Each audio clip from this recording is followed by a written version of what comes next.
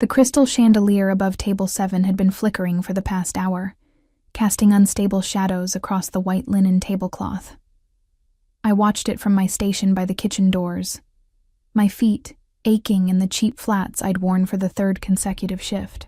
The restaurant, Luminaire, one of Manhattan's most exclusive dining establishments, smelled of truffle oil and old money, scents that had become as familiar to me as the perpetual exhaustion that settled into my bones. I was invisible here. That was the point of being a good waitress, to anticipate needs before they were spoken, to materialize with fresh wine and disappear like smoke.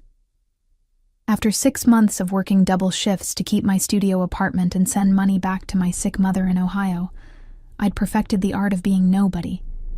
The kitchen doors swung open with their familiar squeak, and Chef Antoine's voice carried through, sharp, French, perpetually dissatisfied. "The system, it is down again. 3rd time this month. Corporate, they send their technicians, their specialists, and still nothing works." I'd noticed the pattern. Every few weeks, the restaurant's integrated reservation and payment system would crash, causing chaos during the dinner rush. Tonight was no exception. The hostess stand was surrounded by frustrated managers, their faces illuminated by the blue glow of malfunctioning tablets. I'd seen at least 15 different IT professionals come through in the past month alone, each one leaving with the same defeated expression and the problem unsolved. But I had more immediate concerns. My section was filling up, and I needed to focus on the basics: smile, serve, survive. That's when he walked in. The air changed first. It wasn't something I could name, just a subtle shift in the atmosphere, like the pressure drop before a storm. The usual restaurant chatter seemed to lower in volume, conversations becoming murmurs. Even the flickering chandelier seemed to steady itself, as if the building itself was holding its breath. I looked up from the water glasses I was arranging and saw him. He moved through the restaurant like darkness itself had taken human form. Tall, broad-shouldered, dressed in a charcoal suit that probably cost more than I made in 6 months. His hair was black, swept back from a face that could have been carved from marble, all sharp angles and shadows. But it was his eyes that made my hands still on the water pitcher, dark, calculating, missing nothing as they swept across the room. He wasn't alone. 2 men flanked him, one older with silver at his temples, built like a wall in an immaculate navy suit, and another younger, leaner, with the kind of awareness that suggested he could identify every exit and potential threat in seconds. Neither man looked at the menu or the decor. They looked at everyone else. The maitre d', Richard, who never flustered, actually stammered as he approached them. "Mr. Volkov, we weren't expecting you this evening. Your usual table isn't the corner." The man's voice was quiet, barely above a murmur, but it cut through the space like a blade. Russian accent, subtle but unmistakable. "And I believe you have technical difficulties this evening. I'd prefer payment to be functional." How did he know about the system crash? We'd only discovered it 20 minutes ago. Richard's face went pale. "Of course, Mr. Volkov. We have our best people. I'm sure you do." He moved past Richard with the kind of grace that came from absolute certainty that the world would bend around him, not the other way around. And God help me, I was assigned to the corner section. My manager, Patricia, grabbed my elbow as I headed toward my station, her manicured nails digging into my uniform sleeve. "Emma, that's Konstantin Volkov. Do you understand?" The Konstantin Volkov. The name meant nothing to me, but the fear in her eyes told me everything I needed to know. Smile, be perfect, and for God's sake, don't make any mistakes. She lowered her voice, glancing toward the corner table where he'd settled like a king on a throne. "Connected. Very connected. Some say he runs half the imports on the East Coast, but no one can prove anything. Just be invisible." Invisible. I could do invisible. I approached the table with my best professional smile, notepad ready, ignoring the way my heart hammered against my ribs. Up close, he was even more imposing. The chandelier light caught the sharp line of his jaw, the slight crook in his nose that suggested it had been broken at least once, the thin scar that disappeared into his hairline above his left temple. His cologne was subtle, cedar, and something darker, almost smoky. "Good evening, gentlemen. May I start you with something to drink?" The two men with him didn't look at me. Their eyes continued scanning the restaurant, cataloging faces, watching the doors. But Konstantin Volkov looked up, and I felt the weight of his attention like a physical thing. His eyes were darker than I'd thought. Not brown, closer to black, with tiny flecks of amber that caught the light. They studied me with an intensity that made me want to step back, but I held my ground. I'd dealt with entitled men before, men who thought waitresses existed for their entertainment. This felt different. He wasn't looking at me like I was beneath him. He was looking at me like I was a puzzle he was trying to solve. "Vodka, Beluga Gold Line. Neat." His voice was quieter up close, barely above a whisper, but I heard every syllable perfectly. "You're new." It wasn't a question, but I answered anyway. 6 months, sir. 6 months and 13 days. He leaned back in his chair, his fingers drumming once against the tablecloth. "You started the Tuesday after Labor Day. You worked the evening shift exclusively, always tables 5 through 9. You walk to the subway after work, always the same route. You send money home every 2 weeks. The blood drained from my face. My notepad trembled in my hand. He noticed, of course. His expression didn't change, but something flickered in those dark eyes. Not amusement, exactly. Curiosity, maybe. "I make it my business to know who serves my food. Security precaution, nothing more. Don't be afraid. Don't be afraid." As if fear was a choice, something I could simply decide not to feel, while this stranger casually revealed he'd been having me watched for months. "I'll get your vodka right away," I managed, my voice somehow steady, despite the terror coursing through my veins. I turned to leave, desperate for the relative safety of the bar, when I heard the commotion near the hostess stand intensify. Patricia's voice rose above the others, shrill with panic. "I don't care if you're the 20th technician they've sent. Fix it. We have customers waiting, reservations backing up, and if Mr. Volkov wants to settle his bill..." She cut herself off, probably realizing how loud she'd gotten. I glanced back at the corner table. Konstantin Volkov was watching the scene with the detached interest of someone observing insects in a jar. One of his men leaned down, murmuring something in Russian. Volkov's jaw tightened almost imperceptibly. The newest technician, a young guy with thick glasses and a laptop bag, threw up his hands. "Lady, I'm telling you, the configuration is corrupted at the source level. It's going to take a full system restore, minimum 4 hours, maybe longer. There's nothing I can do." Something clicked in my brain, a memory from 3 weeks ago, during another crash, when I'd been standing near the server station. I'd noticed something then, something odd about the way the system rebooted. The error message that flashed across the screen before the managers shooed me away. I'd worked IT support during my first year of college, before I'd had to drop out when Mom got sick. Nothing sophisticated, just help desk stuff, but I'd learned the basics of network troubleshooting. It was a stupid idea, a terrible idea, but my feet were already moving toward the hostess stand. "Excuse me," I heard myself say, my voice small in the chaos. "I think I might know what's wrong." Patricia whirled on me, her face red. "Emma, go back to your tables. This is not your concern. Please." I stepped closer to the main terminal, looking at the error message on the screen. "I used to do IT support, just... let me try something. 1 minute." "Absolutely not. We have professionals, 20 professionals who've all failed." The voice came from behind me, quiet and absolute. Konstantin Volkov had risen from his table and approached with that same predatory grace. He stood close enough that I could feel the heat radiating from him, smell that cedar and smoke cologne. Let the girl try. It wasn't a suggestion. Patricia's mouth opened and closed like a fish. Then she stepped aside. My hands were shaking as I leaned over the keyboard. Every eye in the vicinity was on me now. The technician, the managers, the hostess, and most terrifyingly, the man standing just behind my right shoulder. I could feel him there, a dark presence that made the hair on the back of my neck stand up. "Focus, Emma. Focus." I navigated to the system settings, finding the network configuration panel.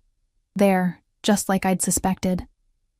The DNS server addresses were pointing to an outdated internal IP range. Someone had probably updated the physical server locations during a renovation, but never updated the configuration files. Every time the system tried to authenticate a transaction, it was sending requests to servers that no longer existed.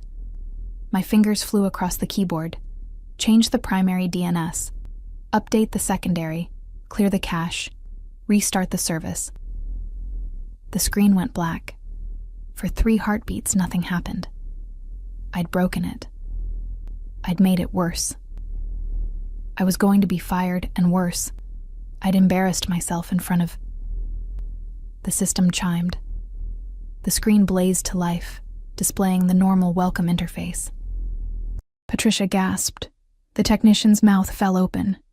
The hostess started crying with relief, and behind me, Konstantin Volkov laughed, a low, dark sound that seemed to resonate in my chest. "Remarkable," he murmured, so close his breath stirred my hair. "What's your name?" "Emma." I turned to face him, having to tilt my head back to meet his eyes. "Emma Price." He studied me for a long moment, and I had the unsettling feeling he was memorizing every detail of my face. Emma Price, the poor waitress who succeeded where 20 professionals failed. His hand reached up, and I froze as his fingers caught a strand of my hair that had escaped from my ponytail. He rubbed it between his thumb and forefinger, a gesture so intimate and proprietary that my breath caught. "Tell me, Emma Price, do you believe in fate?" I don't know, sir. Konstantin. He released my hair, but didn't step back. "You've earned the right to my name, and I believe we've just witnessed fate making herself known." Before I could process what that meant, Patricia recovered enough to interject. "Mr. Volkov, your table. Emma will get you that vodka right away, won't you, Emma?" "Actually," Konstantin said, still looking at me with those dark, consuming eyes, "I find I've lost my appetite for vodka, but I would very much like to know more about the woman who just saved your evening." He reached into his jacket, and every security instinct I had screamed at me to run, but he only pulled out a business card, matte black with silver lettering. He pressed it into my palm, his fingers curling around mine for just a moment. His skin was warm, calloused in unexpected places. "Call this number tomorrow at noon. I have a proposition for you." "I work tomorrow," I said stupidly. "Not anymore, you don't." He turned to Patricia. "This one no longer works here. Consider this your notice." He pulled out a money clip, gold, because of course it was, and peeled off what looked like several $100 bills, placing them on the hostess stand for any inconvenience. "Wait. You can't just... I need this job." The words burst out before I could stop them. Konstantin paused, turning back to me. Something in his expression softened, just fractionally. "You need money. I need someone intelligent, resourceful, and capable of solving problems that others cannot. Tomorrow at noon, Emma Price. Don't disappoint me." He swept toward the exit, his men falling into formation around him. At the door, he stopped and looked back one more time. "And Emma, don't try to run. I told you, I make it my business to know everything about the people in my world. You're in my world now." Then he was gone, leaving only the faint scent of cedar and smoke, and a black business card burning like a brand in my palm. Patricia grabbed my arm. "Do you have any idea what you've just done?" I looked down at the card. There was no company name, no title, just a phone number embossed in silver and a single word, Volkov. No, I thought, my heart hammering so hard I thought it might break free from my chest. No, I have absolutely no idea what I've just done. But I knew, with a certainty that terrified me, that my life had just changed forever. The restaurant erupted back into activity around me, reservations being processed, orders being placed, the normal rhythm of service resuming. But I stood frozen at the hostess stand, the business card in my hand, watching the doors through which Konstantin Volkov had disappeared. Outside, through the restaurant's tall windows, I could see a black Mercedes with tinted windows pulling away from the curb. No license plate visible. 2 identical black SUVs bracketed it. Security, undoubtedly. "Emma," Patricia's voice snapped me back to reality. "You need to finish your shift. We'll discuss this Later, but how could I finish my shift? How could I pour wine and deliver entrees and smile at customers when everything had just shifted beneath my feet? When a man who apparently had me followed for months had just fired me from my job, my only source of income, and commanded me to call him like he had every right to direct my life. I should have been angry. I was angry. But beneath the anger was something else. Something I didn't want to name. A dark curiosity. A pull I couldn't explain. I looked down at the card again, running my thumb over the raised silver lettering.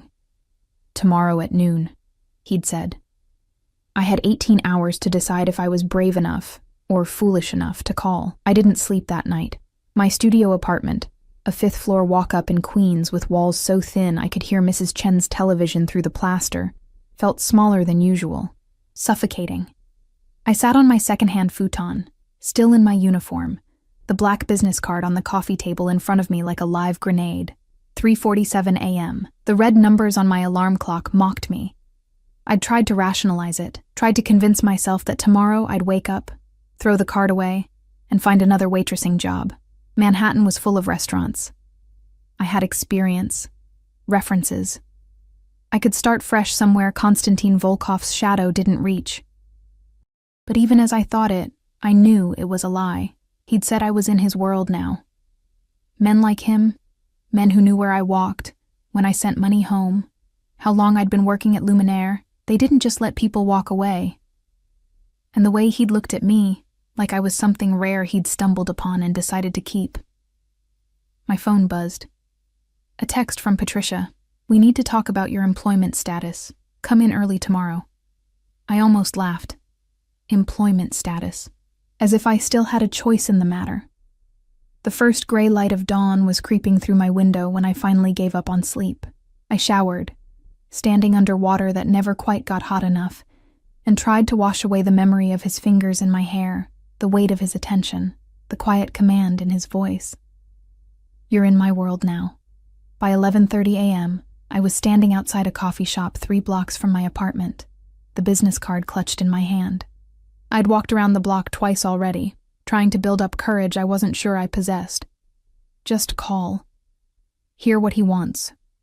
You can always say no. Except I couldn't, could I? Men like Konstantin Volkov didn't accept no as an answer.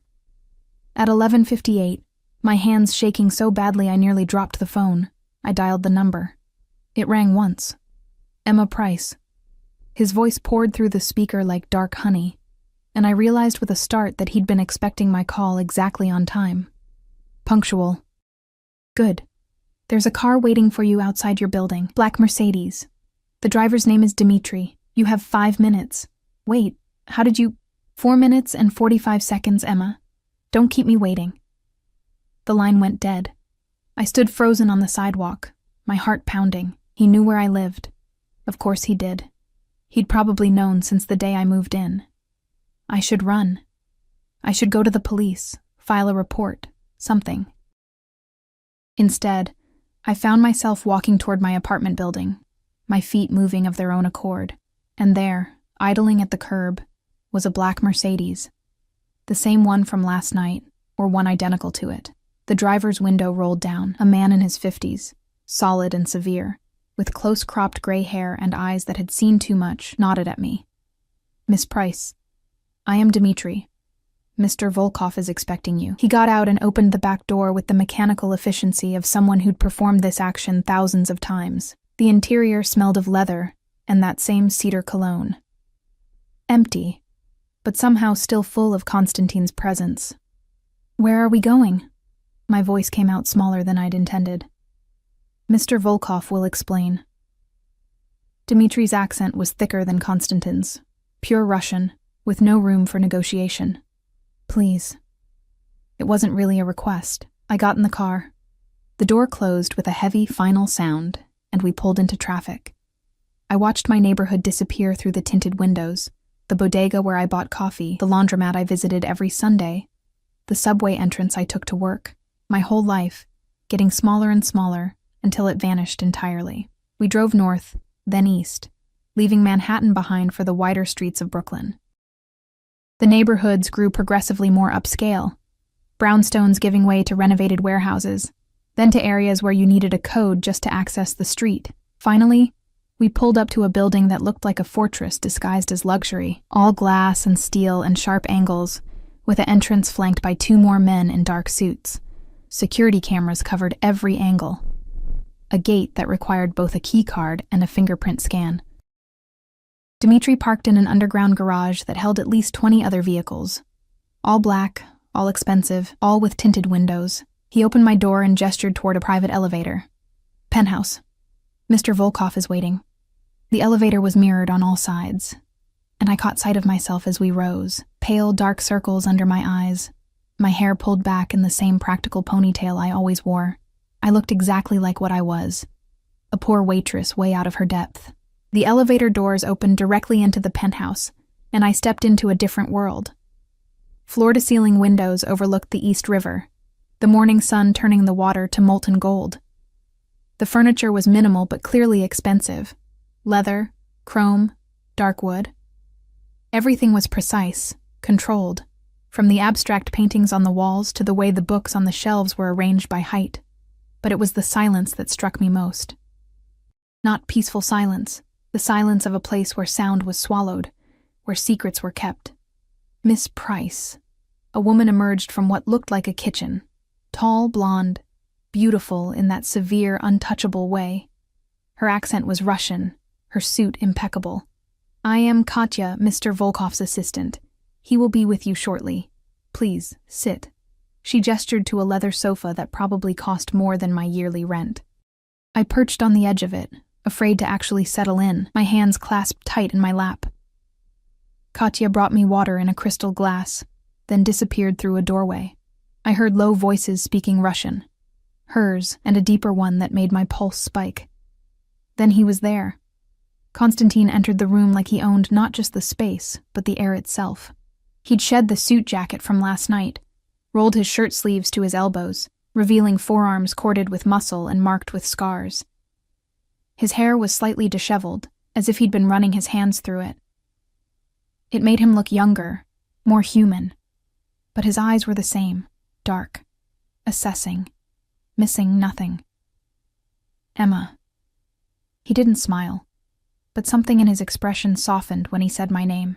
"You came. You didn't leave me much choice." That earned me a ghost of a smile. "There is always a choice.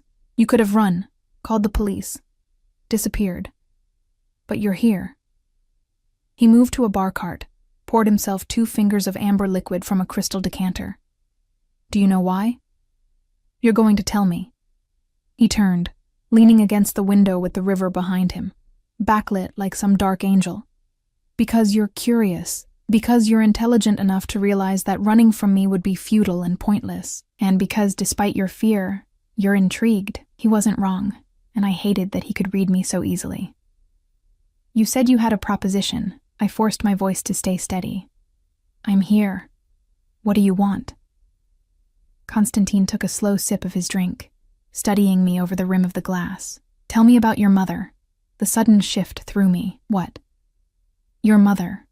Linda Price, 53 years old, stage 4 pancreatic cancer, currently in hospice care in Cleveland. You send her $2,000 every 2 weeks, which is approximately 70% of your income." His voice remained neutral, clinical, but there was something underneath it. "The doctors have given her 6 months, maybe less." Tears burned behind my eyes, but I refused to let them fall. "How dare you?" "I dare because I need you to understand something." He set down his glass and crossed to where I sat, lowering himself onto the coffee table directly in front of me, close, too close, his knees almost touching mine. "I know everything about you, Emma Price. Your mother's illness, your father who died when you were 12, the full scholarship to NYU you had to abandon after 1 year, the 3 jobs you've worked simultaneously to keep your head above water, the fact that you haven't bought yourself new clothes in 8 months, because every spare dollar goes to your mother's care." My breath hitched. It was too much, this stranger holding all my pain, all my secrets, examining them like artifacts. "I know you're drowning," he continued, his voice dropping lower, intimate, "and I'm offering you a lifeline." "What kind of lifeline?" I managed to whisper.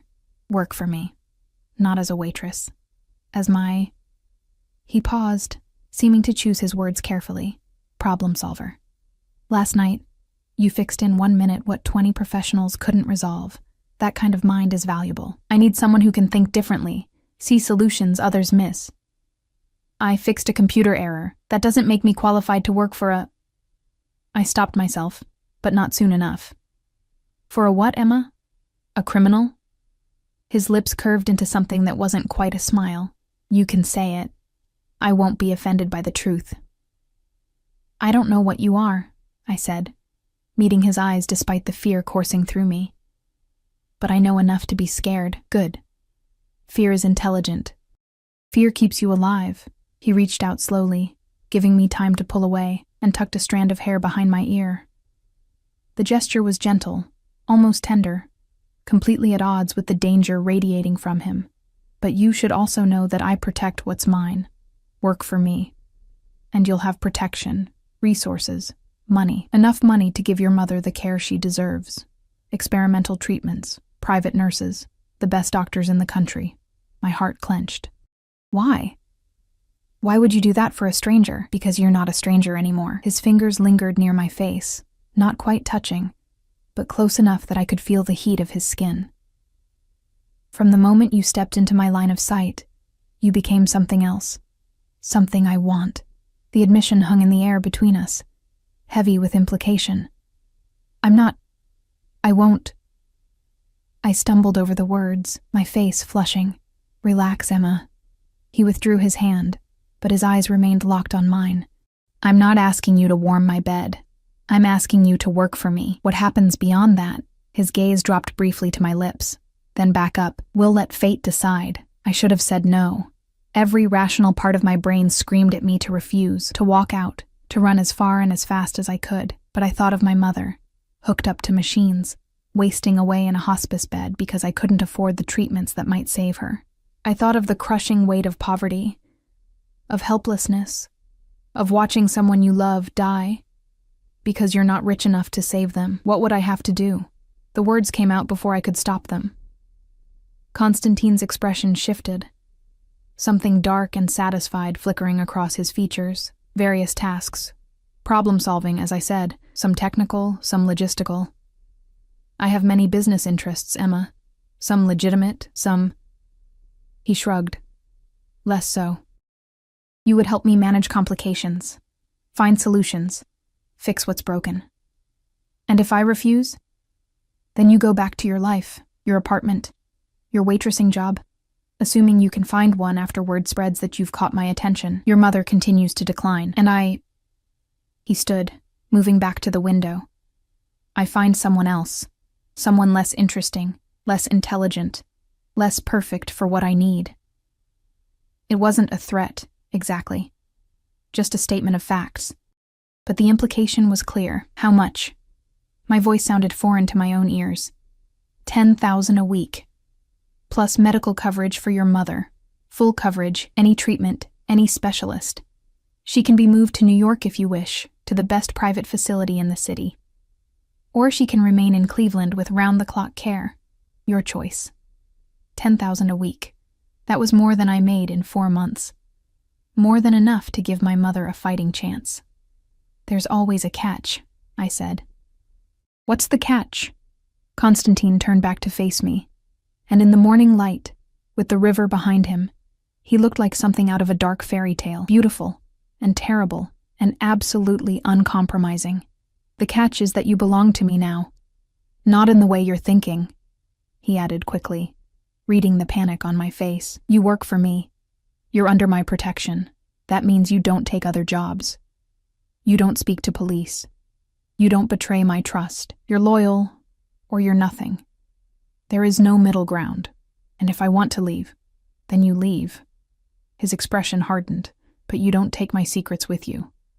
And your mother loses her medical coverage. I'm not a man who tolerates betrayal, Emma. Ask anyone who's tried.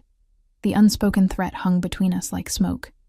I looked down at my hands, calloused from work, nails bitten short, a small burn scar on my left thumb from a kitchen accident last month. These were the hands of someone who'd never had choices, never had options. Someone who'd spent her whole life treading water, barely keeping her head above the surface. Constantine was offering me a rope. It didn't matter that the rope was made of thorns and wrapped around the wrist of a devil. "I need to think about it," I said finally. "No." His response was immediate, absolute. "You decide now, here. This is the only time I make this offer." "That's not fair." "Fair?"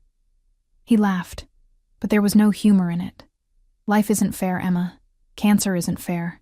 Poverty isn't fair. I'm offering you a way out, a way to save the person you love most in this world. Don't insult me by pretending you need more time to decide." He was right. God help me. He was right. I thought of my mother, of her smile that was all pain now, of the way she'd stopped talking about the future because we both knew she didn't have one. I thought of the weight of hospital bills, of worthless insurance, of watching her fade a little more each day. "Okay." The word slipped out, quiet but irrevocable. "Okay, I'll do it." Constantine's entire demeanor shifted. The tension in his shoulders eased. Something that might have been relief flickered across his face, there and gone so fast I almost missed it. "Good." He pulled out his phone, typed something rapidly. "Katya will prepare the contracts. You'll start tomorrow. Dmitri will collect you at 8 a.m. "Contracts?" My voice pitched higher. "What kind of—" "Standard employment agreements, non-disclosure clauses, medical authorizations for your mother's care. Nothing that should concern you unless you plan to betray me." He pocketed his phone and closed the distance between us again. "And Emma? You should know something else." He reached out, his hand cupping my jaw, tilting my face up to meet his eyes. The touch was firm, possessive, and sent an unwelcome shiver down my spine. "I always take care of what's mine. You're mine now. That means no one hurts you, no one threatens you, no one touches you without consequences. Do you understand?" I couldn't speak, couldn't breathe with him this close, his dark eyes boring into mine. "Say you understand," he commanded softly. "I understand," I whispered. "Good girl." He released me, stepping back, and the loss of his warmth was startling. "Dmitri will take you home. Pack what you need. You're moving." "Moving? Where?" "Here. The floor below this one. You'll have your own apartment fully furnished. It's safer, and I prefer to keep valuable assets close." "I'm not an asset." "Yes, you are." His voice cut through my protest like a knife. "The sooner you accept that, the easier this will be. Now go. We'll discuss the details of your first assignment tomorrow." Katya materialized from wherever she'd been waiting, a folder in her hands. "Miss Price, if you'll come with me, we'll handle the paperwork." I stood on shaking legs, following her toward a sleek glass desk in the corner of the room, but I looked back once and found Constantine still watching me, his expression unreadable, a half-empty glass of whiskey in his hand. He raised the glass slightly in my direction.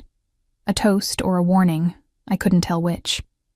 As Katya spread papers across the desk, her voice crisp and efficient, explaining terms and conditions, all I could think was that I'd just made a deal with the devil, and the worst part? I wasn't sure I regretted it. The apartment Constantine gave me was a cage made of marble and glass. Beautiful, yes. Spacious, certainly. The kind of place I'd once dreamed about when I was scrubbing toilets and living on ramen. Floor-to-ceiling windows overlooked the city, furniture that looked like it belonged in a magazine, a kitchen with appliances I didn't know how to use. But the security system required a code to exit. The windows didn't open, and I knew, with absolute certainty, that cameras were watching my every move. That first night, I'd stood in the center of the living room, surrounded by luxury I'd never earned, and felt more trapped than I ever had in my cramped studio. But then I'd called my mother. "Emma?" Her voice had been weak, threaded with pain even through the medication. "Baby, it's late there. Are you okay?" "I'm fine, Mom. Better than fine. I have news." I'd forced brightness into my tone, swallowing the fear. "I got a new job, a good one. And they have amazing medical benefits. I'm going to get you the treatment you need. The real treatment. We're going to fight this." The silence on the other end had stretched so long, I thought the connection had dropped. Then, "Emma, honey, we talked about this. The experimental treatments, they're too expensive." "Not anymore. It's all taken care of. I'm sending a care coordinator to see you tomorrow. Her name is Dr. Sarah Chen. She's going to arrange everything, transfer you to a better facility, start the new protocol. All of it." My mother had cried. I'd cried. And when I'd hung up, I'd looked around my gilded cage and thought, worth it. Whatever comes next, this was worth it. That had been 3 weeks ago. Now, I sat in Constantine's penthouse office, a room I'd come to know well, reviewing financial records on a tablet while he conducted business in rapid Russian on his phone. I'd learned to tune out the conversations I wasn't meant to understand, to focus on the tasks he assigned me. And there were many tasks. The first had been simple: analyze shipping manifests and identify discrepancies. I'd found 3 phantom containers that didn't match the bill of lading, saving him from what he'd called an unfortunate misunderstanding with customs. The second had been more complex: debug a secure communication system that kept dropping encrypted messages. Turned out someone had been skimming data packets. Constantine had smiled when I'd shown him the proof, then made a phone call. I didn't ask what happened to the person responsible. I didn't want to know. Each problem I solved, each fire I put out, I told myself I was just doing technical work. Administrative support. Nothing illegal. Nothing that made me complicit in whatever darker business Constantine conducted in the shadows. I was getting very good at lying to myself. "Emma." Constantine's voice pulled me from the spreadsheet I'd been studying. He'd finished his call and was watching me with that intensity that never quite went away. "How is your mother?" he asked every day.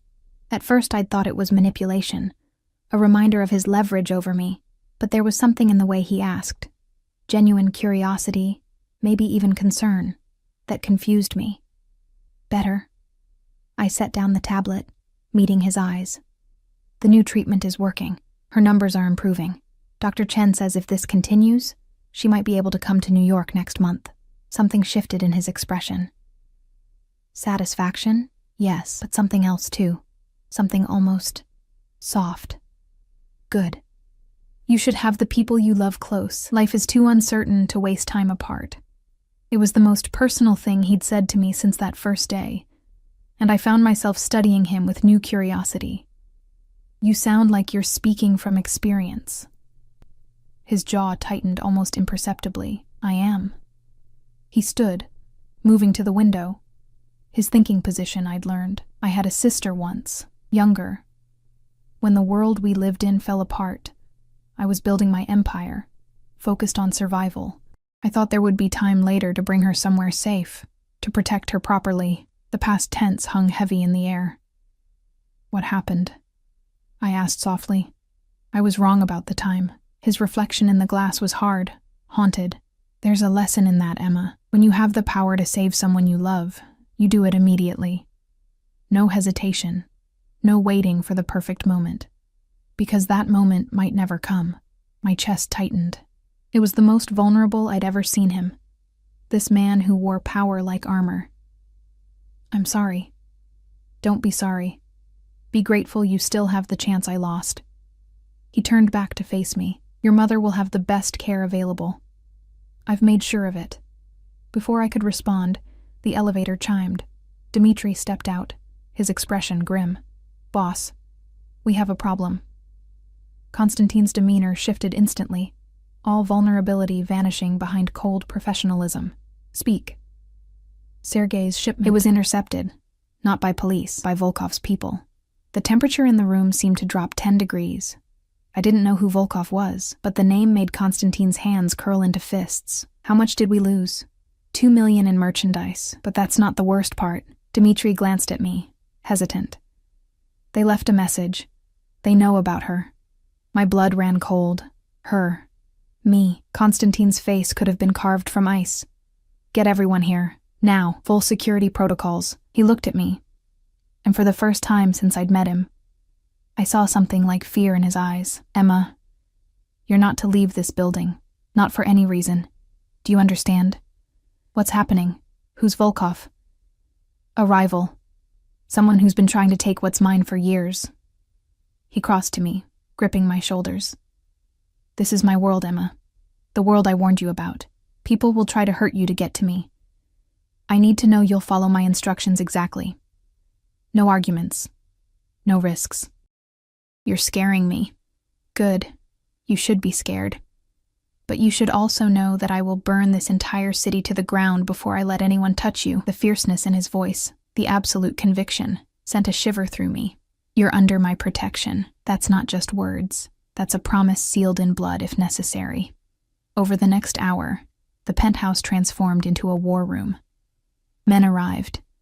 Hard men with cold eyes and bulges under their jackets that could only be weapons. They spoke in rapid Russian, pointing at maps and photographs spread across Constantine's dining table. I caught snippets. Surveillance, safe houses, retaliation. I retreated to a corner of the room, trying to be invisible, but Constantine kept glancing at me, checking that I was still there, still safe. Katya appeared beside me, her usually impassive face showing a crack of concern. You should eat something. It's going to be a long night. I'm not hungry. Eat anyway. Boss's orders. She pressed a plate into my hands. Cheese, fruit, bread. He worries about you, more than is wise. I looked up sharply. What do you mean? Katya studied me for a long moment. I've worked for Konstantin Volkov for 8 years. I've seen him with many women, beautiful women, sophisticated women, women who understood his world and chose to be part of it. She paused. He's never looked at any of them the way he looks at you. He looks at me like an investment he needs to protect. No. Katya's smile was sad, knowing. He looks at you like a man looks at something precious he's terrified to break. It's dangerous, that kind of feeling. For both of you. Before I could process that, Konstantine's voice cut through the room. Katya, take Emma to the secure floor. Stay with her until I come for her personally. Boss, now. The command in his voice brooked no argument. Katya touched my elbow, guiding me toward a door I'd never noticed before, hidden in the wall paneling, leading to a staircase I didn't know existed. Wait. I pulled away, looking back at Constantine. He stood at the center of his men, radiating authority and danger.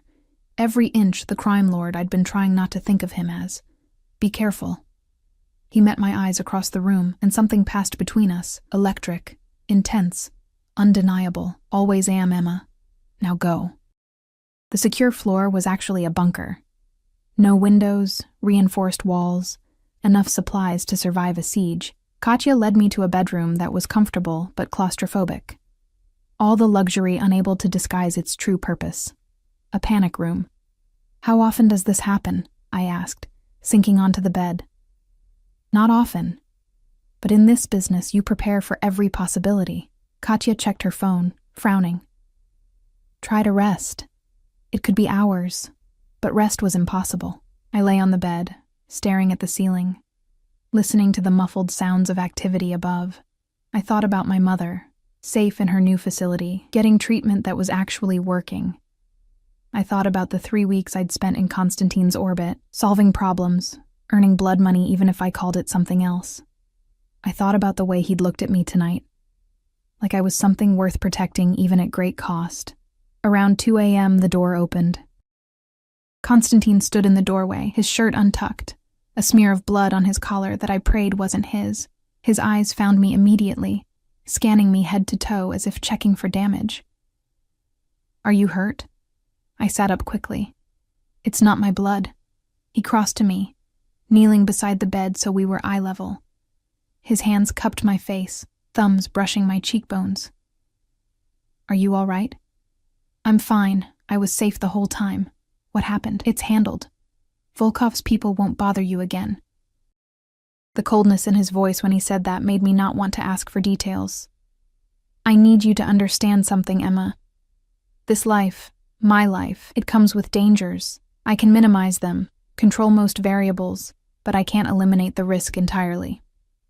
I know that. Do you? Do you really understand what it means to be mine? His grip on my face tightened slightly. Not painful, but firm. It means you're a target. It means people will try to use you to hurt me. It means you'll see things, know things that will change how you see the world.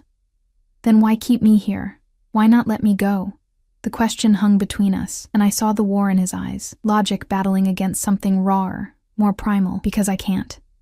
The admission came out rough, almost angry. I should. You'd be safer. But from the moment you fixed that system, looked up at me with those defiant eyes and refused to be intimidated, I was lost. You're in my blood now, Emma, and I don't give up what's mine. He leaned closer, his forehead nearly touching mine. I could smell the smoke that clung to him, the copper scent of blood, the cedar cologne underneath it all. My heart hammered against my ribs. Tell me to stop, he whispered. Tell me you want to leave, that you don't feel this too, and I'll let you go. I'll keep your mother in care, make sure you're protected from a distance. Just say the word. I should have said it. Should have taken the escape he was offering. But Katya's words echoed in my mind.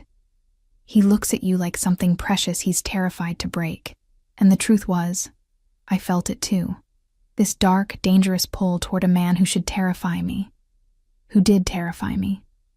But who also looked at me like I mattered, like I was more than just a poor waitress struggling to survive. I don't want to leave, I heard myself say. His eyes darkened, pupils dilating. Emma, I should want to leave. I should be running, but I'm not. I lifted my hand, touching the blood on his collar. What does that make me? Mine. He caught my hand, pressing it against his chest where I could feel his heart racing. It makes you mine, Emma, completely. When he kissed me, it wasn't gentle. It was possession and promise, and a claim he'd been holding back since the moment we met. His hands tangled in my hair, tilting my head back. And I let him, surrendering to the dark gravity of this man who'd crashed into my life and changed everything. When we finally broke apart, both breathing hard, he rested his forehead against mine again. No going back now, he murmured. I know. You're truly mine. Body, mind, soul. I'll protect you with my life, give you anything you want. But in return, you belong to me. Only me. Say it. I belong to you. The words should have felt like chains. Instead, they felt like relief. Like finally admitting a truth I'd been fighting. Good girl. He stood, pulling me up with him. Come. You're sleeping in my room tonight. I'm not letting you out of my sight. He led me upstairs to his penthouse, to a bedroom I'd never seen. All dark colors and masculine lines, dominated by a massive bed. He stripped off his bloodied shirt, revealing a tapestry of scars across his chest and abdomen. Stories written in violence across his skin. I reached out tentatively, tracing a particularly nasty one near his ribs. Does it hurt? Not anymore. He caught my hand, kissing my palm. Get some rest, Emma. Tomorrow things change. Change how? Tomorrow everyone knows you're not just my employee. You're under my personal protection. That comes with certain expectations, certain appearances we'll need to maintain. His thumb traced my lower lip. The world needs to believe you're mine in every way. Can you do that? I thought about what he was really asking. To play the role of his woman, his lover. To make the target on my back official and absolute. Yes, I whispered. Satisfaction flickered across his face. He pulled back the covers, gesturing for me to get in. I climbed into his bed, still fully clothed, and he settled beside me, pulling me against his chest, one arm wrapped around my waist, holding me tight. Sleep, he commanded softly. I've got you. And surrounded by his warmth, his scent, the steady beat of his heart against my back, I did something I wouldn't have thought possible hours ago. I felt safe. The world learned I belonged to Konstantin Volkov 3 days later, at a charity gala I hadn't known existed until that morning. You'll need something appropriate to wear. Katya had appeared in my apartment at 7 a.m. with a garment bag and a knowing smile. Boss wants you ready by 6. You know, the dress inside was midnight blue silk, elegant and expensive, the kind of thing I'd never have chosen for myself. It fit perfectly, of course. Konstantin seemed to know everything about me, including my measurements. By 6 p.m., I stood in front of the full-length mirror, barely recognizing myself. Hair styled in soft waves, makeup professionally applied by someone Katya had brought in, jewelry that probably cost more than my old yearly salary glittering at my throat and wrists. I looked like I belonged in Constantine's world. I looked like a beautiful lie, breathtaking. His voice came from the doorway, and I turned to find him in a tuxedo that made him look even more dangerous than usual. He crossed to me slowly, his eyes drinking me in. Perfect. I feel like I'm playing dress-up. You are. He fastened a bracelet around my wrist, diamonds and sapphires that caught the light. But by the end of tonight, the role becomes reality. Everyone will know you're mine. There will be no going back, Emma. Last chance to change your mind. I thought about the past 3 days, about Constantine pulling me into his office between meetings to steal kisses that left me breathless, about falling asleep in his arms every night, his body wrapped protectively around mine even though we hadn't crossed that final line yet, about the way he touched me like I was made of glass and fire simultaneously, precious and dangerous. I'm not changing my mind. Something fierce and possessive flared in his eyes. He pulled a small box from his pocket, opening it to reveal a ring, a single large sapphire surrounded by diamonds, set in platinum. Then wear this. Right hand, so people know what it means. What does it mean? I asked as he slid it onto my finger. That you're under my protection, that you're claimed, that anyone who touches you answers to me. He lifted my hand to his lips, kissing the ring. It also means you'll be watched tonight. Judged. There are people at this gala who would love to see me vulnerable, and you're my vulnerability now. That's reassuring, I muttered. His lips curved into a rare, genuine smile. You'll be fine. You're stronger than you think, Emma Price. That's why I chose you. The gala was held at the Metropolitan Museum of Art, closed to the public for the evening, and transformed into a glittering showcase of Manhattan's elite and its underworld, I realized quickly. These weren't just wealthy socialites. They were power players, criminals in expensive suits, the people who ran the city from the shadows. And they all seemed to know Constantine. He moved through the crowd with easy confidence, one hand possessively at the small of my back, introducing me as if it were the most natural thing in the world. This is Emma. She's with me. Those 3 words, she's with me, carried weight I was only beginning to understand. People looked at me differently after he said them, calculating, reassessing, some with barely concealed envy, others with pity. Volkov. A man approached us, silver-haired, distinguished, with eyes like chips of ice. I heard rumors, but I didn't believe them. You settling down? I don't settle, Antonov. I acquire. Constantine's arm tightened around my waist. Emma, this is Viktor Antonov. We have overlapping business interests. The way he said overlapping suggested those interests involved violence. Antonov's gaze raked over me, and I felt Constantine tense beside me. Quite a departure from your usual type. A civilian? She's mine. That's all that matters. The warning in Constantine's voice was clear. Of course. Antonov smiled, but it didn't reach his eyes. Just be careful, my friend. Civilians break so easily in our world. After he walked away, I leaned closer to Constantine. Was that a threat? An observation. Ignore him. But his hand remained tense against my back, and I noticed Dmitri positioning himself closer to us, along with 3 other men I recognized from the security detail. The evening continued in a surreal blur. Champagne I was too nervous to drink. Conversations loaded with double meanings I only half understood. And always, Constantine's presence beside me.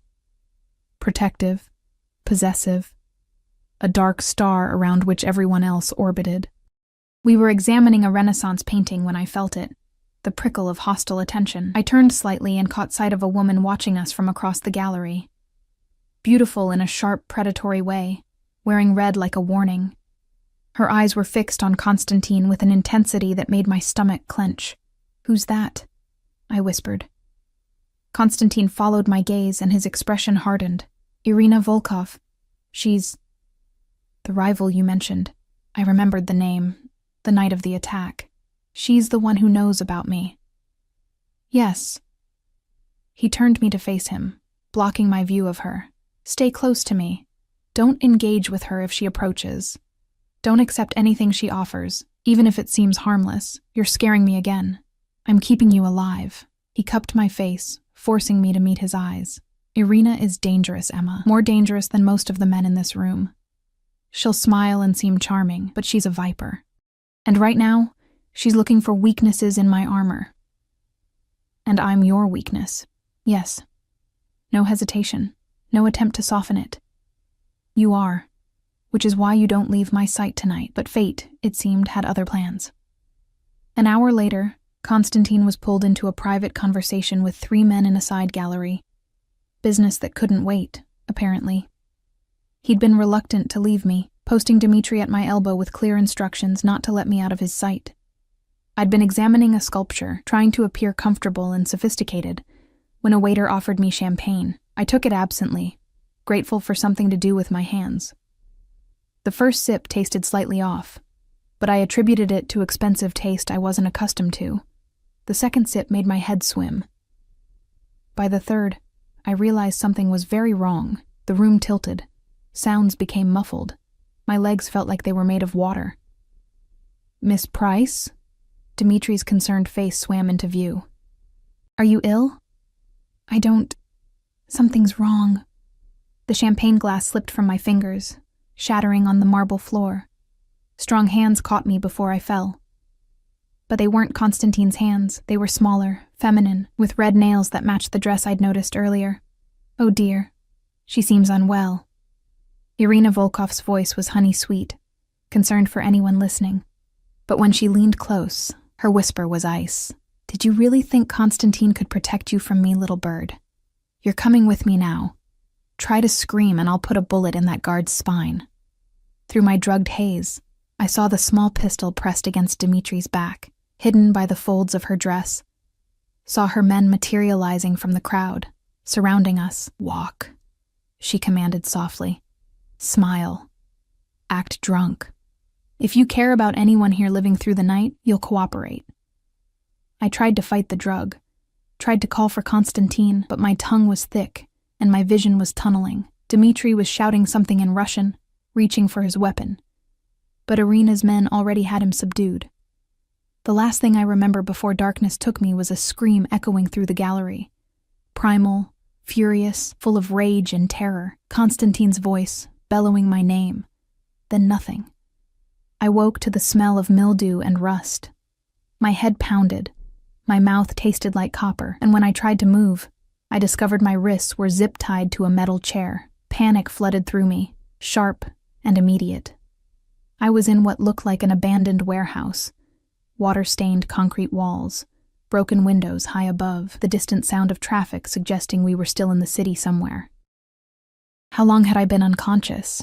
Hours? Days? Awake already?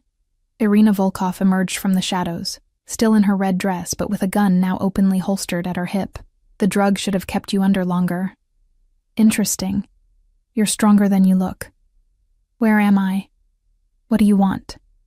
"Where you are doesn't matter. What I want," she circled me slowly, predator assessing prey, "is to watch Konstantin Volkov bleed. And you, little bird, are the knife I'll use to cut him. He'll find me. I'm counting on it." She smiled, and it was the most terrifying thing I'd ever seen. "Do you know what you've done, Emma Price?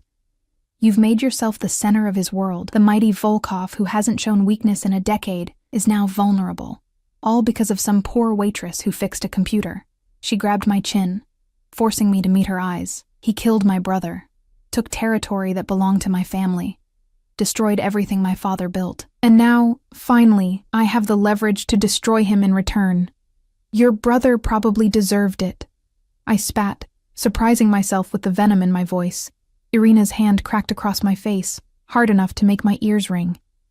"Careful. Just because I need you alive doesn't mean I need you comfortable." She pulled out her phone, typing something quickly. "Let's let him know where to find you. See how many men he's willing to lose trying to save you. He won't fall for it. He's too smart. He's in love with you, you stupid girl. Love makes smart men do idiotic things. That's the lesson my brother learned too late." She showed me the phone screen, a photo of me, bound and bleeding from a split lip. "This is already sent, along with an address. He'll come." The only question is how many pieces I'll need to return you in. The next 3 hours were the longest of my life. Irina's men came and went, setting up positions, checking weapons, speaking in low Russian about fields of fire and kill zones. They were preparing for war, with me as the bait. And Konstantin would come. I knew he would. Irina was right about that. I was going to get him killed. The thought was unbearable. This man who'd crashed into my life, who'd saved my mother, who looked at me like I was something precious, he was going to die trying to save me. Unless I did something first. I'd been working at the zip ties since I'd regained consciousness, flexing my wrists, looking for any weakness. They were tight, but not impossibly so. And I'd noticed something. The chair I was bound to was old, the metal joints rusted and weak. If I could break the chair, I could get my hands free. If I could get my hands free, I could run, hide, maybe disrupt their ambush plans enough to give Konstantin a fighting chance. It was a terrible plan, but it was the only plan I had. I waited until Irina stepped away to coordinate with her men, until the warehouse was full of activity and distraction. Then I began to rock the chair, small movements at first, testing the joints. The metal groaned softly. One of the back legs was loose. I could feel it. Harder now. Rocking with purpose, despite the pain in my wrists. The leg gave way with a sharp crack that sounded like a gunshot in my ears. The chair collapsed, sending me sprawling onto the concrete. My shoulders screamed in protest, but my hands were free, still zip-tied together, but free from the chair. Shouts in Russian, footsteps running toward me. I scrambled to my feet, looking for an exit, any exit. There, a doorway leading deeper into the warehouse. I ran. Bullets pinged off the concrete beside me. Someone was shooting, but not to kill. Irina needed me alive, I remembered. It was the only advantage I had. I crashed through the doorway into a maze of old offices and storage rooms. Behind me, I heard Irina screaming orders, men fanning out to search. I kept moving, my zip-tied hands making it hard to balance, my head still fuzzy from the drug. I found a small room full of broken equipment and squeezed myself behind a rusted filing cabinet, trying to control my breathing, trying to think. That's when I heard it. The unmistakable sound of breaking glass, of doors being breached. Then gunfire. Real gunfire. Not warning shots. Konstantin had arrived. The next few minutes were chaos. Gunshots echoed through the warehouse like thunder. Voices shouting in Russian and English. The sound of bodies hitting the floor. I stayed hidden, making myself as small as possible, praying that when the dust settled, Konstantin would still be standing. Then his voice, roaring through the warehouse. "Emma!" "Here," I called back, crawling out from behind the cabinet. "I'm here." Footsteps pounding toward me. The door burst open, and there he was. Konstantin, covered in blood spatter, gun in hand, eyes wild with fury and fear. When he saw me, something in his expression cracked. "Emma!" He was across the room in 3 strides, pulling me against him, his hands frantically checking for injuries. "You're hurt. Where? Where did they hurt you?" "I'm okay. Just my lip. It's nothing." He kissed me then, hard and desperate, tasting like violence and relief. When he pulled back, his eyes were darker than I'd ever seen them. "I thought I'd lost you," he said, his voice breaking on the words. "When I saw that photo, I'm here. I'm alive. But Konstantin, Irina, is dead." His voice went flat, cold. "I put 2 bullets in her skull myself. Anyone who helped take you is dead. They're all dead, Emma." The finality in his voice should have scared me. Instead, I felt only relief. He pulled out a knife, carefully cutting the zip ties from my wrists. The skin underneath was raw and bleeding, and he cursed softly in Russian, pressing gentle kisses to each wrist. "We need to leave. Now." Before police arrive, he lifted me into his arms despite my protest that I could walk, carrying me through the warehouse like I weighed nothing. I caught glimpses of the carnage as we passed. Bodies in red pools, bullet holes in walls, the aftermath of Konstantin's vengeance. Dmitri was there, alive but injured, being helped by other men. He nodded at me as we passed, relief clear on his face. Outside, dawn was breaking over the city. Black vehicles waited, Engines running. Constantine placed me in the back of one, sliding in beside me, keeping me pressed against his chest as Dmitri drove us away from the warehouse, from the bodies, from the violence. "You ran," Constantine said after several minutes of silence. "You broke free and ran. Why?" "Because I knew you'd come, and I knew she'd set up an ambush. I couldn't just sit there and let you walk into it." His arms tightened around me. "You could have been killed. So could you." That's what terrified me. I looked up at him, seeing him clearly for the first time. This man who'd just murdered his way through a warehouse to save me. "I was more afraid of losing you than dying myself. What does that say about me? That you're mine." He kissed my forehead, my temple, my cheek, completely, irrevocably mine. "And I'm never letting you out of my sight again." The aftermath of that night changed everything. Constantine didn't just tighten security. He rebuilt my entire world around the singular principle of keeping me safe. The apartment became a fortress. Dmitri and 2 other guards accompanied me everywhere, and Constantine himself rarely left my side, conducting business from his penthouse office while I worked at the desk he'd installed across from his. But it wasn't fear that kept us bound together. It was something deeper, more fundamental, something that had crystallized in that warehouse when we'd both realized how close we'd come to losing each other. 2 weeks after the kidnapping, I stood in Constantine's bathroom at 3 a.m., staring at my reflection. The split lip had healed, leaving no scar. The bruises on my wrists had faded to yellow-green shadows. Physically, I was fine. Emotionally, I was unraveling. I'd killed someone's daughter that night. Not directly. Constantine had pulled the trigger, but I was the reason. Irina Volkov was dead because she'd tried to use me as a weapon. How many others had died? How much blood was on my hands by association? "Emma." Constantine's voice was rough with sleep as he appeared in the doorway, concern etched across his features. "Another nightmare?" I nodded, unable to speak around the lump in my throat. He crossed to me, pulling me against his chest, one hand stroking my hair. "Talk to me. I can't stop thinking about it, about her, about all of them." The words came out broken. "I know she was going to kill me. I know you had no choice. But Constantine, I'm not like you. I'm not built for this world, this violence. I know." His voice was infinitely gentle. "You think I don't see it? The way you flinch when my men talk about business? The way you close your eyes when you think I'm not looking, trying to forget what you've seen? Then why keep me here? Why not let me go? Find someone who can handle because I love you." The words stopped my breath. He'd never said them before, never put a name to the obsessive possession that had defined us from the beginning. "I love you, Emma. Not despite your softness, but because of it. You're the only good thing in my life, the only pure thing I've ever touched. And yes, that makes everything harder. But I can't let you go any more than I can stop breathing." I pulled back to look at him, seeing the naked vulnerability in his eyes. "You love me. Desperately. Completely. In ways that probably aren't healthy." His laugh was self-deprecating. "I spent 10 years building an empire, convincing myself power and control were enough. Then you walked into my restaurant and fixed a problem in 60 seconds, and I realized I'd been living in darkness without knowing what light looked like."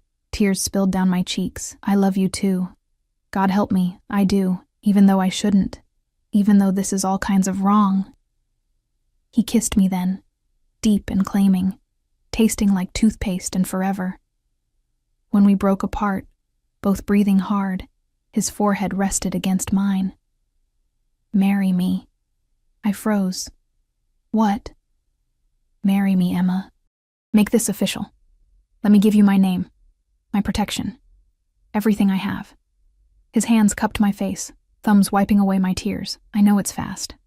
I know this world terrifies you, but I also know I've never wanted anything more than I want you. Forever." "Constantine?" My heart was racing, torn between terror and something that felt dangerously close to joy. "I'm still the same poor waitress. I don't know how to be the wife of someone like you. You don't need to know. You just need to be you. Brilliant, stubborn, brave enough to run into danger to save me. That's all I want, Emma. Just you." I thought about my mother, who'd called yesterday with the news that her latest scans showed the tumor shrinking. about the life Constantine had given me. Not just money and safety, but purpose. Someone who looked at me like I mattered, like I was essential to his existence. I thought about the warehouse, about the moment I'd heard his voice, and known with absolute certainty that I'd rather die than live in a world without him. Yes. The word came out as a whisper, then stronger. Yes, I'll marry you. The smile that broke across his face was transformative, pure joy, unguarded and real. He lifted me off my feet, spinning me around the bathroom while I laughed and cried simultaneously. "You're mine now," he said when he finally set me down. Officially, completely mine, no taking it back. I wouldn't want to. He kissed me again, slower this time, full of promise. Then he led me back to bed, holding me until dawn painted the sky gold, and I finally fell into dreamless sleep. The wedding took place 6 weeks later in a private ceremony that was equal parts beautiful and terrifying. My mother was there, stronger now, her hair growing back, tears streaming down her face as I walked down the aisle. Constantine had arranged for her to be flown in on a private jet, with a full medical team standing by. She'd whispered to me before the ceremony, "He loves you so much, baby. I can see it in his eyes, and you love him too." "I do, Mom. I really do." "Then that's all that matters. Life's too short to waste time on anything less than extraordinary love." The ceremony itself was held in Constantine's penthouse, transformed into a winter wonderland with thousands of white flowers and candles. 50 people attended, his most trusted men, Katya looking misty-eyed and elegant, a few business associates whose presence was more political necessity than pleasure, and Dmitri, who'd become something like a friend, standing as Constantine's best man with his arm still in a sling from the warehouse battle. I wore a dress Constantine had commissioned, ivory silk that made me feel like something out of a fairy tale. Not the princess, exactly. Maybe the girl who'd stumbled into the dark forest and decided to stay. When the officiant asked if I took Konstantin Volkov to be my husband, I looked into those dark eyes that had haunted me from the first moment and said, "I do."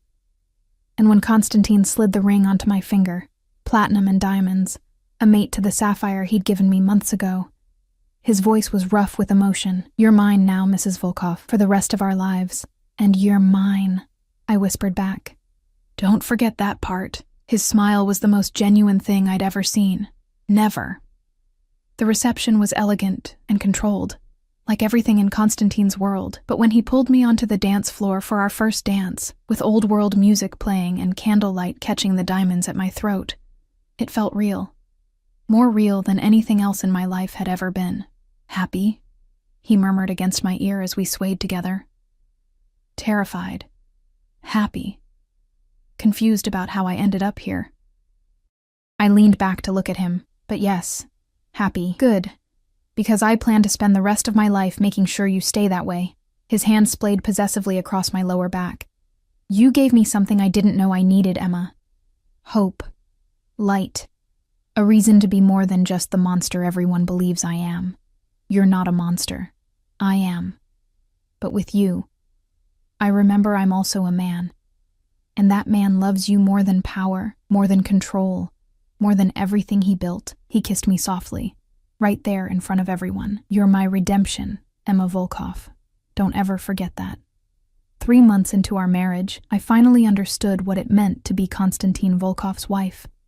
It meant waking up to his arms around me every morning, his body warm and solid against mine.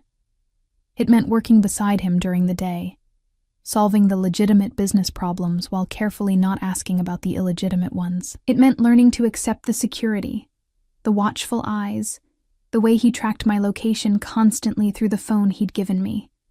It meant being loved with an intensity that was sometimes overwhelming, often possessive, but always genuine. And it meant I discovered one morning while standing in my bathroom with a positive pregnancy test in my shaking hands, preparing to bring a child into this complicated, dangerous, beautiful world we'd built. I found Konstantin in his office, reviewing contracts with Dmitri. Both men looked up when I entered, and Konstantin's expression immediately shifted to concern. "Emma, what's wrong?" I couldn't speak. I just held up the test. For 3 heartbeats, he stared at it, not understanding.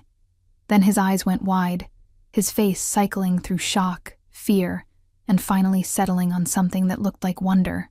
"You're pregnant." Not a question. A statement of fact that changed everything. I nodded, tears already streaming down my face.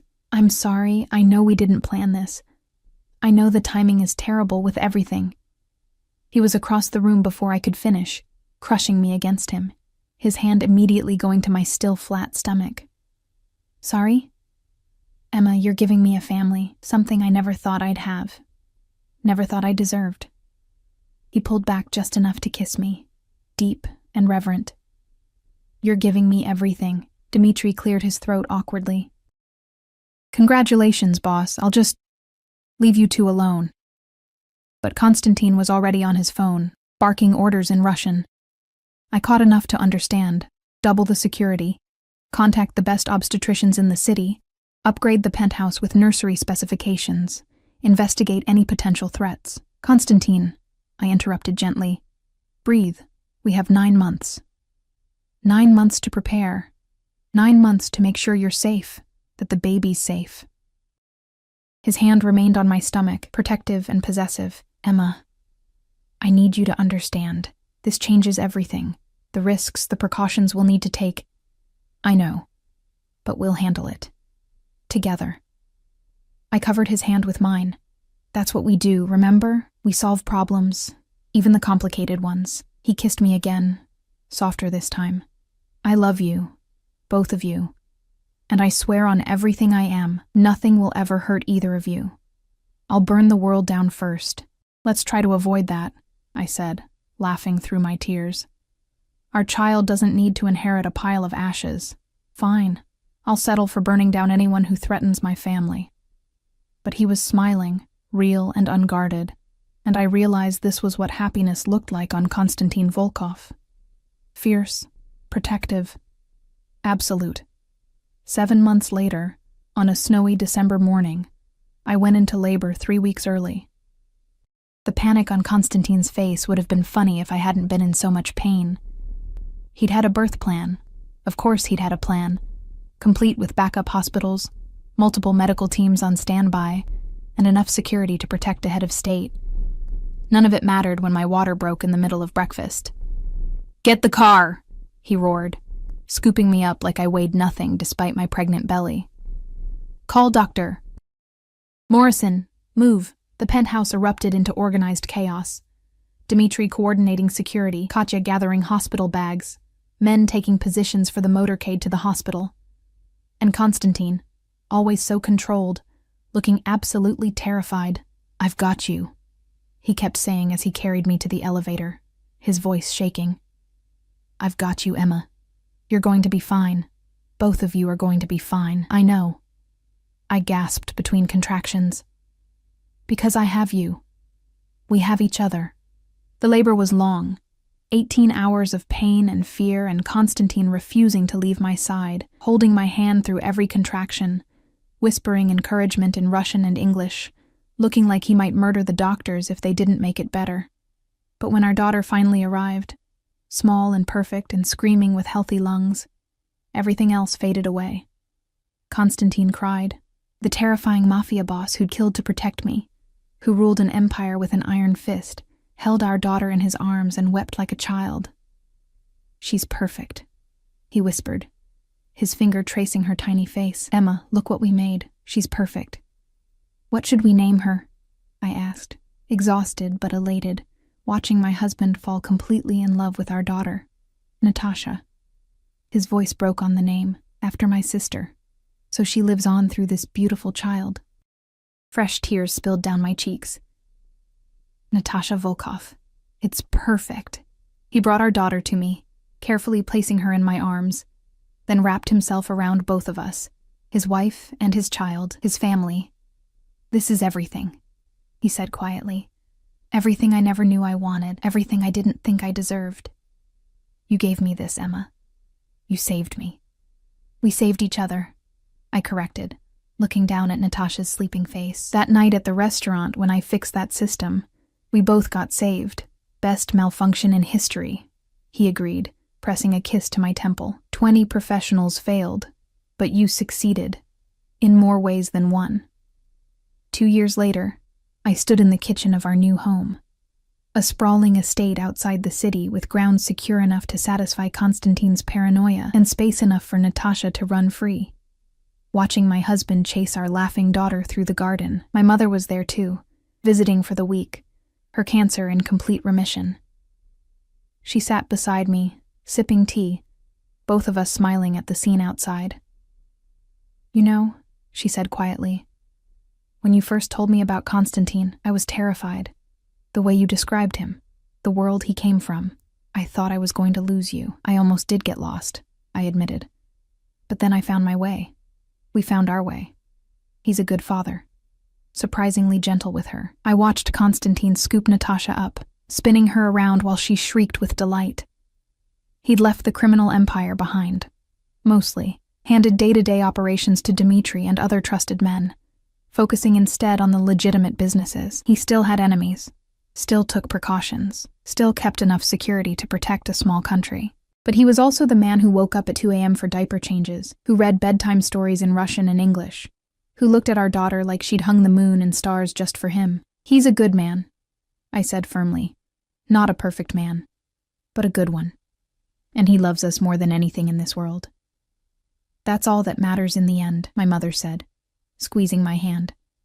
"Love, family, the people who'd burn the world down to keep you safe." Konstantin looked up then, catching my eye through the window, and the smile he gave me was pure sunshine, rare and precious, and entirely mine. He mouthed, "I love you." I mouthed back, "I love you too." And I realized, watching my husband play with our daughter in the golden afternoon light, that this was what happy endings look like. Not perfect, not without complications or shadows, but real, earned, worth every terrifying moment that had brought us here. I'd started as a poor waitress who'd fixed a computer in 60 seconds. I'd become Emma Volkov, wife, mother, the woman who'd tamed a monster and discovered he was a man all along. And that, I thought as Konstantin carried Natasha inside, both of them talking at once about the flowers they'd found, was more than enough. It was everything. That evening, after Natasha was asleep and my mother had retired to her room, Konstantin and I stood on the balcony overlooking our grounds. He wrapped his arms around me from behind, his chin resting on my shoulder, and we watched the stars emerge one by one. "Do you ever regret it?" he asked quietly. "Saying yes that day, accepting my proposition, every day," I admitted, and felt him tense. "I regret that I waited until noon to call. I should have called at dawn, started this life sooner." He laughed, the sound rumbling through his chest into mine. "You're dangerous, Mrs. Volkov. You know exactly what to say to make me fall in love with you all over again." "Good, because you're stuck with me now. Forever." "Forever," he agreed, turning me in his arms to kiss me properly. "Forever isn't nearly long enough." Inside, a baby monitor crackled softly with Natasha's sleeping breaths. Outside, security patrolled the grounds, keeping watch. Above us, stars wheeled across the sky, indifferent to the small human dramas playing out below. And in Konstantin's arms, in the home we'd built from danger and desire and desperate, impossible love, I was finally, completely home. The poor waitress and the mafia boss. It sounded like the beginning of a story. It was. And like all the best stories, ours had a happy ending after all.